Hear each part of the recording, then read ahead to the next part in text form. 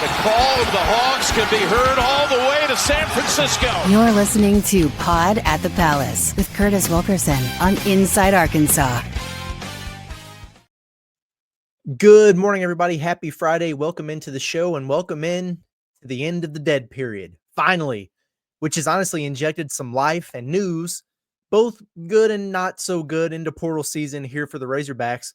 Somehow, some way, made it through the Theo Vaughn show at Bud Walton Arena on Thursday night without anything breaking from a roster movement standpoint. But I'm not going to lie, I missed a few of the jokes in there because the phone was buzzing from start to finish. A lot going on, so bear with me here. Some positive, some not so positive. A lot of explanations and chatter here in between. Going to be a lengthy one here this morning. I'll start by saying, as I record, with that dead period officially lifted, we are on DEFCON 1 levels of visit alert here. Okay, so we need boots on the ground, people, immediately. XNA, Bud Walton Arena, the practice facility, Cheers at the Opo, Herman's, Theo's, the Big Biscuit, Prelude, you name it, all the spots, because we know how John Calipari prefers to keep all that stuff under wraps. It doesn't mean we're not going to be doing our investigating here. There's at least a couple, that I'm expecting from a visit standpoint, but don't have them outright confirmed. So I'm not going to report that just yet. I think it's going to be pretty obvious who we're talking about here, but they'll be among the players talked about here on the show. My anticipation is that we could have some updates on that front, hopefully by the time Inside Arkansas Live starts at noon. And I'm sure we'll be talking about all this stuff plenty as we move forward. Now, as you guys know, our transfer portal coverage here throughout the entire spring is presented by our friends, our partners over at the Eye Center of Northwest Arkansas. We all know how important your vision is to the quality of your life. The Eye Center is the one-stop shop for all your eye health needs.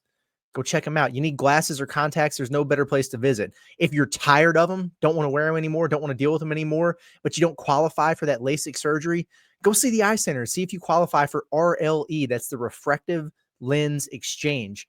Got cataracts? Is that something you're dealing with? They can take care of you right in the home office there in Fayetteville. Give them a call to schedule an evaluation at 479-442-2020 or check out the website at www.eyecenernwa.com. Okay. Whew, let's get into it here. First, let's do a quick note on retention. Okay. Based on what I gathered throughout the day on Thursday, with the obvious caveat, we know like this stuff, it changes daily. It feels like, right? But at this moment, and I'm recording well after midnight, Thursday night going into Friday morning, I'm expecting all four potential returners for the Razorbacks back at Arkansas next season. Carter Knox, Billy Richmond, DJ Wagner, Trevin Brazile. That's where I'm at the moment. Okay. Interestingly enough, though, as I was kind of digging through some sources, trying to see there any updates, where's this stuff stand? It's been so quiet on Trevin since the end of the season. But one of the things that I heard on Thursday, and maybe I shouldn't be surprised by this, but I am a little bit, is that there were more tampering efforts to lure Trevin away from Arkansas than I expected that there would be. Honestly, I know he played so well down the stretch of the season, but I also know that, for large portions of the year, it didn't necessarily go quite his way. There's the injury concerns, there's stuff there. So that surprised me a little bit. Now, that being said, I think those chances went down drastically the day that Adu Thero opted to enter the NBA draft. As for DJ Wagner, this is the one I'm least confident in. Shocking, I know.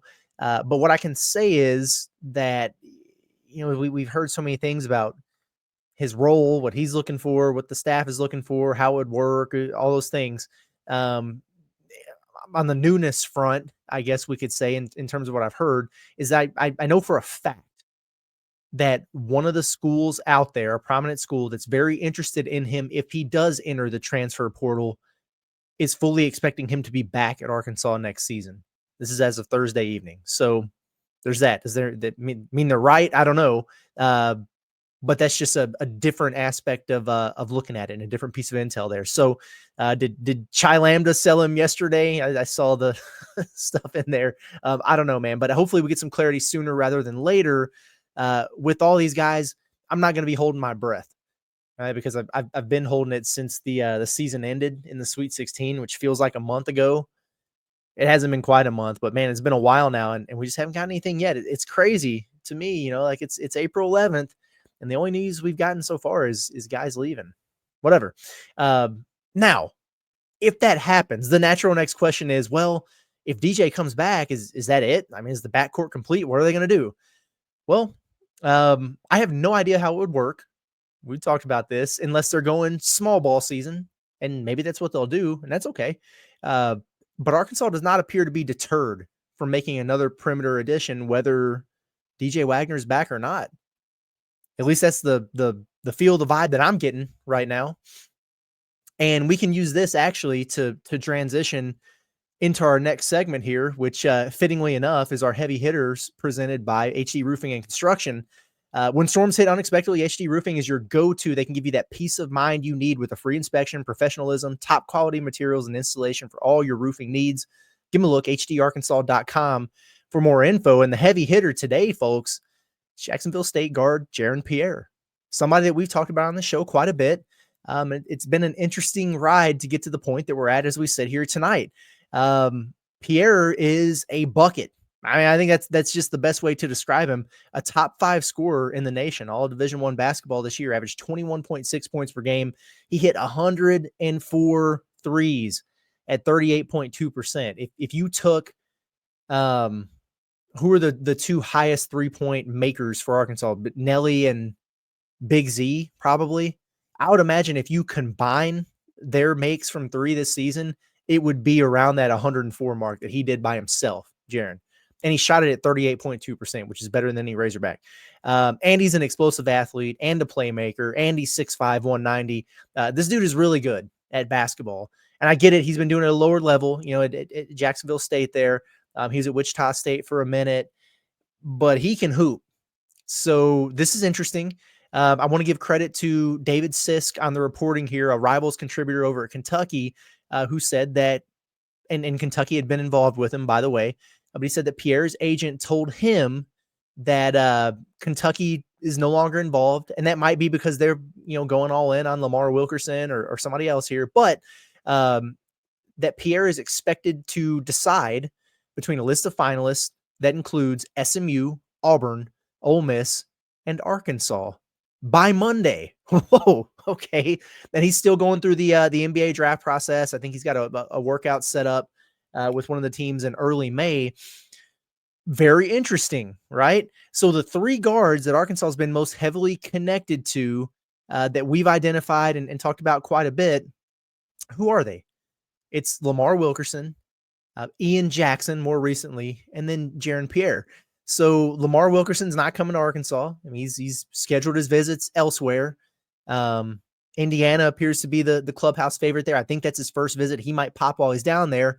If he makes it to Kentucky for that visit, keep an eye on them, because as I'm told, when things cool off between Kentucky and Wesley Yates, Wilkerson's representation reached out to Kentucky to kind of re-engage with them and see what their interests look like. So, if Arkansas was an option at this point, I just feel like a visit would have already been scheduled, and we'd be hearing some different things. I'm expecting him to go elsewhere.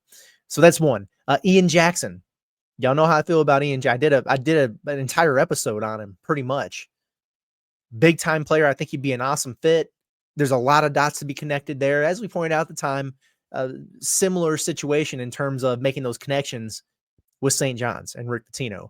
And as it stands now, he's scheduled to visit St. John's and Rick Pitino Sunday and Monday. And I don't think he gets out of there uncommitted unless you were somehow able to get him in Fayetteville, say Friday and Saturday before he goes. I have no intel to suggest that that's going to happen, but I do think it's notable that there's a couple days in this open recruiting period here where somebody theoretically could sneak him in before he gets to St. John's. So am I going to have my eye on it? Am I going to be checking around? Absolutely. Do I think it's going to happen? Yeah, I don't know. But the point is, then you have Pierre. Okay. He's already visited SMU. And I think we talked about that, or I talked about it on the Discord, one or the other.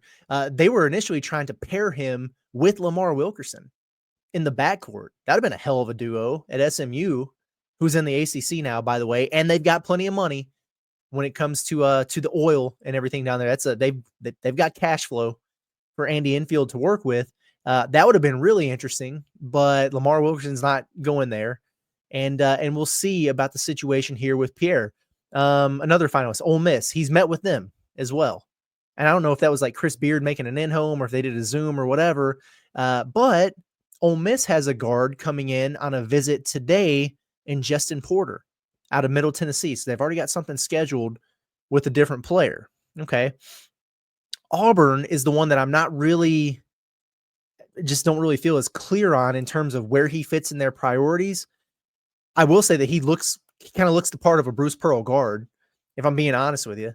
But that being said, they have Tahad Pettiford coming back. They probably have Chad Baker-Mazara back. They just went and got Keyshawn Hall. I don't know that's Pierre is the type of dude that you add to that. I don't know if he is for Arkansas either, but we're talking about veteran guys and big personalities and creators that you have over there at Auburn. I'm not sure about that one. We'll see, right?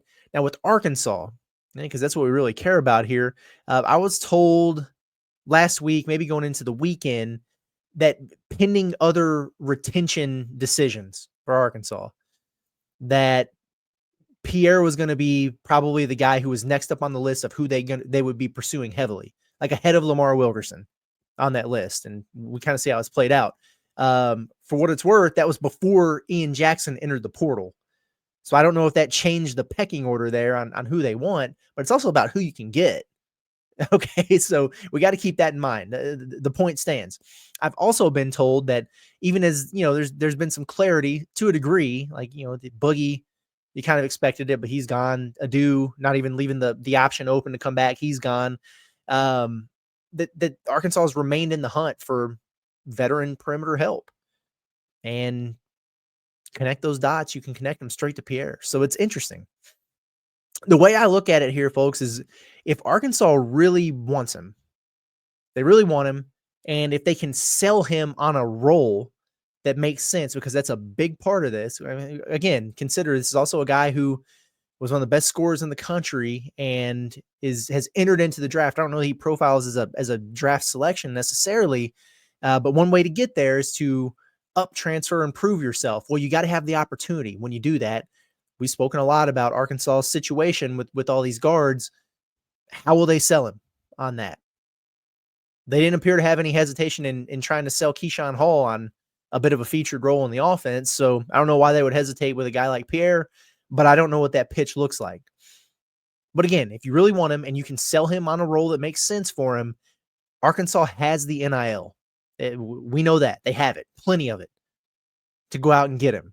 And we also know that John Calipari has the pedigree that he's looking for here, because everybody's end game is to get to the league. We can talk about loving the logo all we want to. You just do inherently when you get to a school and you put on the jersey and you're playing in front of the fans and you develop a brotherhood with your teammates. Yeah, it matters to you. But everybody's got those bigger goals in mind. That's why the transfer portal exists. Okay. Eyes very much peeled on this one for Visit Alert, right? We'll see. But I go from being, I would say, cautiously optimistic with Pierre to, oh, buddy, if we're able to confirm that he's on campus for a visit right before decision time. You know what I'm saying? So definitely keep an eye on that. I'm sure we're going to be talking about it plenty here over the course of the next couple of days. Interesting stuff. So, okay, cool, right? The Hogs are in the thick of it with a dynamite guard.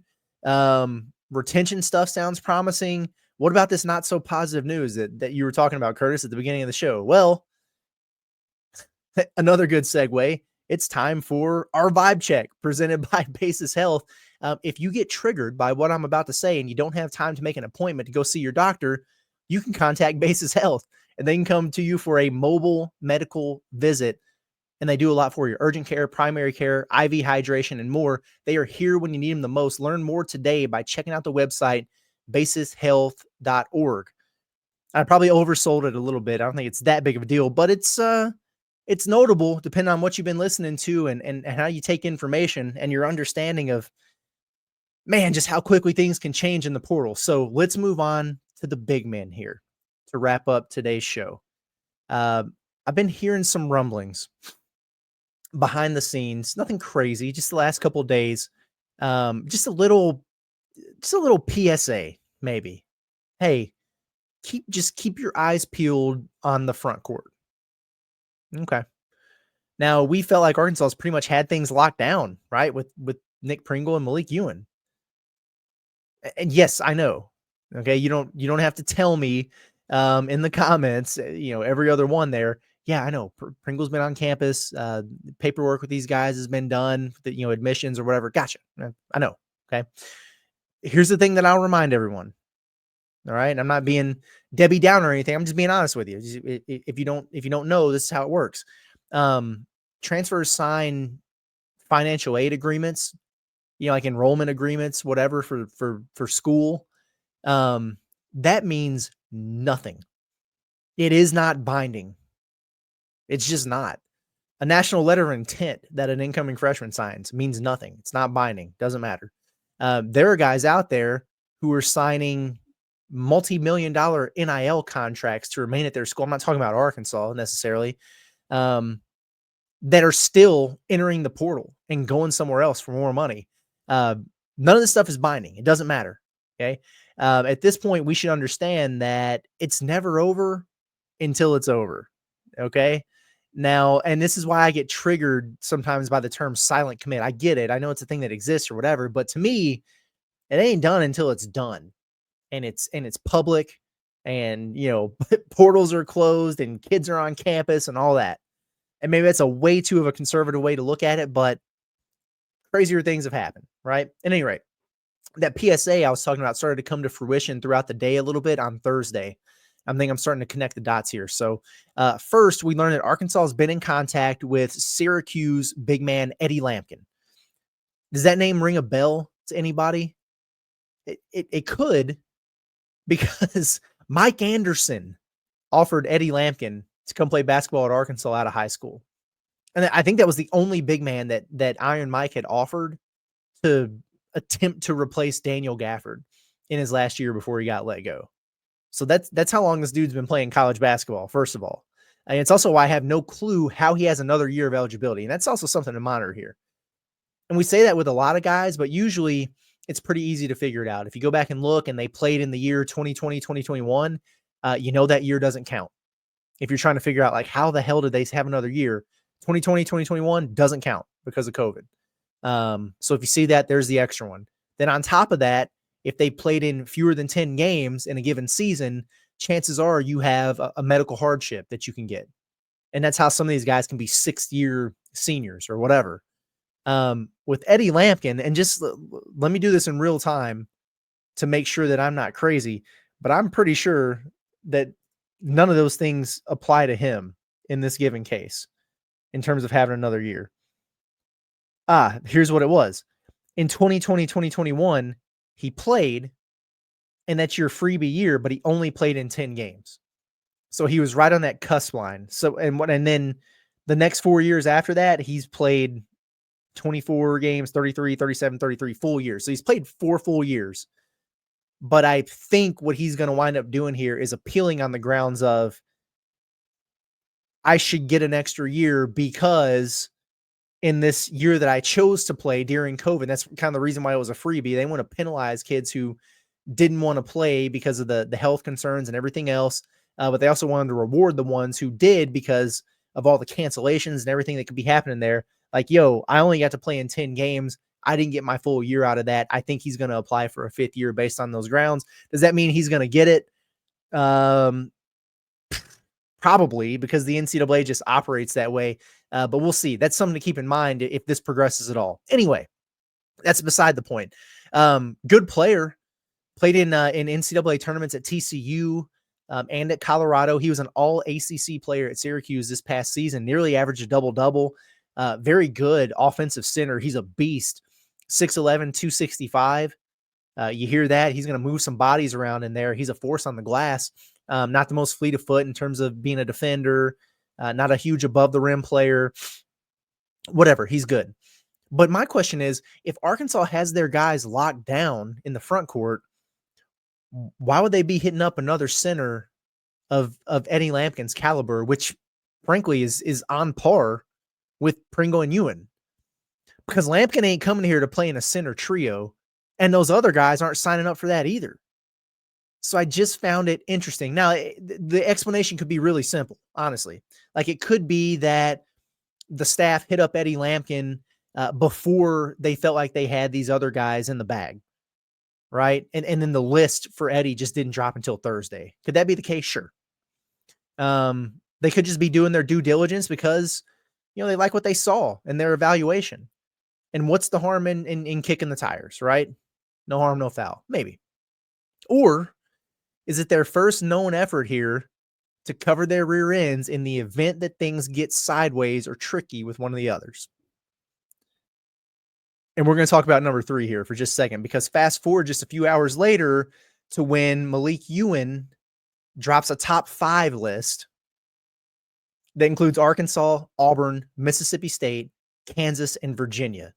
Well, what the hell? Because this was supposed to be a done deal, right? Again, nothing's ever over until it's over. And here's the other thing. Just because somebody releases a list of finalists doesn't mean he doesn't already know where he's going. Okay, so you can consider it from both angles here. Heck, remember last week when Keyshawn Hall dropped a list of, his final 4 or whatever, and then committed to Auburn like an hour later? Sometimes these kids just like to have their moments. They want to build a little suspense. They want to feel the love on social media. They want to get the video, or the graphic or whatever and put it out and everybody be surprised and applaud you. And that's okay. In fact, we've heard that Ewan was hoping to get to campus, do the photo shoots and everything, get familiar with everything, and then make an announcement.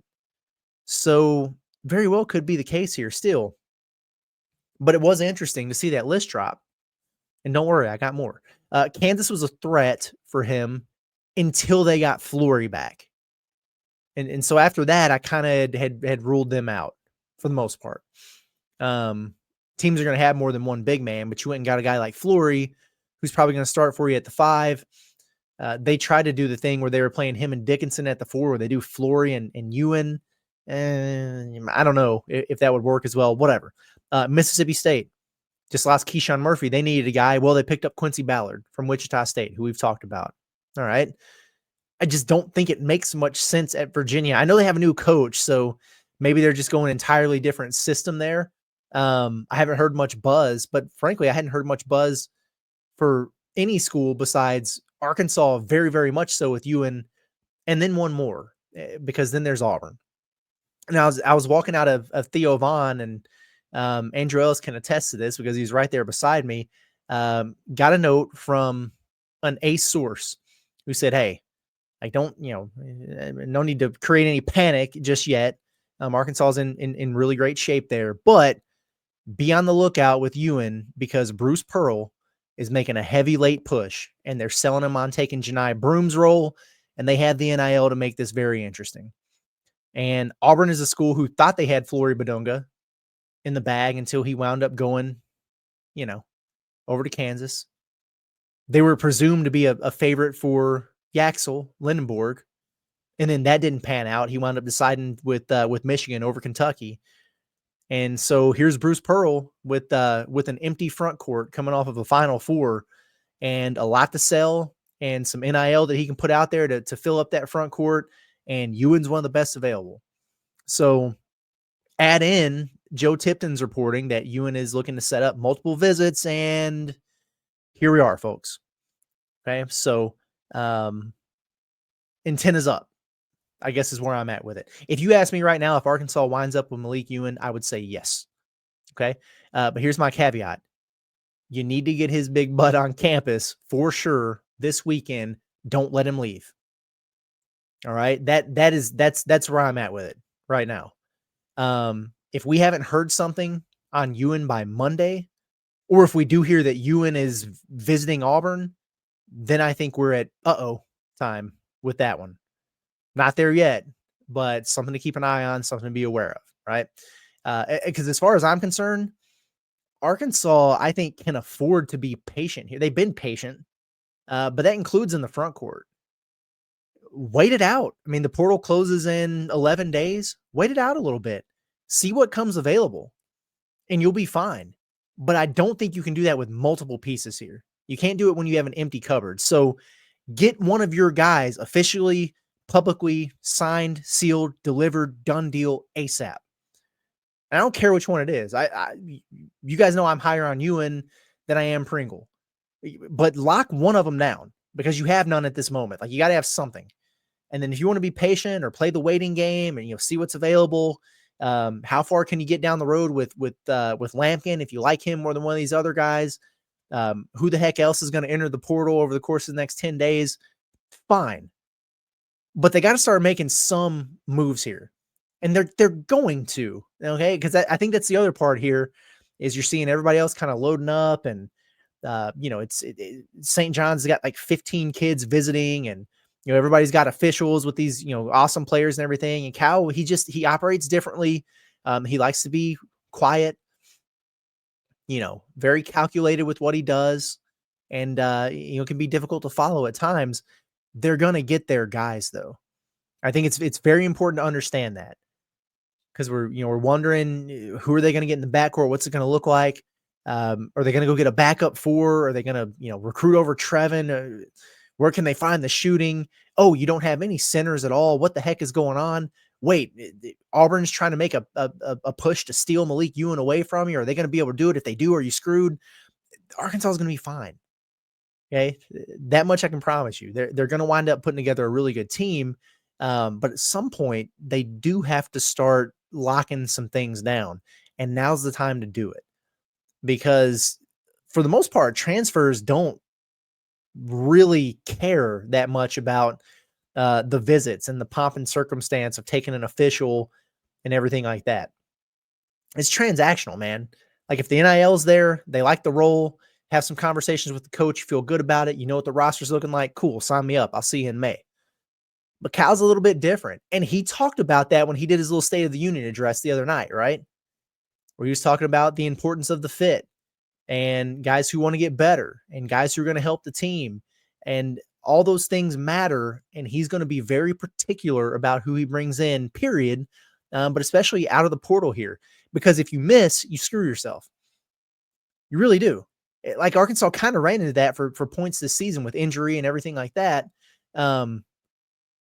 But that stuff matters. And the best way to get a gauge for somebody is to get face-to-face time with them, spend a couple days with them, show them the ropes, get to know them a little bit, meet their family. And he's big on that stuff. So I would imagine, for the most part, unless he's already had like a pre-established relationship, like I think about Ian Jackson, for example, he's visited Arkansas. Cal recruited him for years at Kentucky. That to me would be a little bit of an exception. I think you would need to get him on campus in this case, given St. John's, but that type of relationship, maybe you can get away with it. But a guy like Ewan or, Pringle or whoever, that you don't know him that well. He wants guys like that to be on campus before they make any decisions. So now that visits are open back up, I think it's going to be really important to monitor who they wind up getting on campus here and how quickly they lock them down. Because who came last year? Nelly, who they snuck in and out without anybody knowing. Jonas, who we found out about that they wound up getting. And then Brandon Garrison, who came right after they had Jonas on his visit, who committed on the spot to Arkansas. So there was no need to wind up getting Brandon Garrison there. So keep a close eye on it. When they get guys on campus, that means A, they're serious about them, and B, they're probably stand a really, really good chance to close on them. So there you have it. All right, we're going to get out of here for the day, folks. Appreciate everybody for tuning in. As always, like I said, make sure you hop in at noon for Inside Arkansas Live. Any updates we have on any of this stuff at that time, we will certainly share it, and then we'll be back. This ain't the 9 to 5 weekday grind, okay? Saturday we'll have content. Sunday we'll have content. If things pop off, we're going to go live and live react to it. And it's going to be a lot of fun, but subscribe to the YouTube channel, find us where you find your podcasts, all those things. You guys know the drill at this point, but thank you. Really do appreciate everybody for tapping in. It's been a lot of fun. And eventually it's going to be even more fun because, Arkansas is going to start getting some guys, right? Of course they are. Y'all have a good day. We'll catch you next time. Appreciate everybody.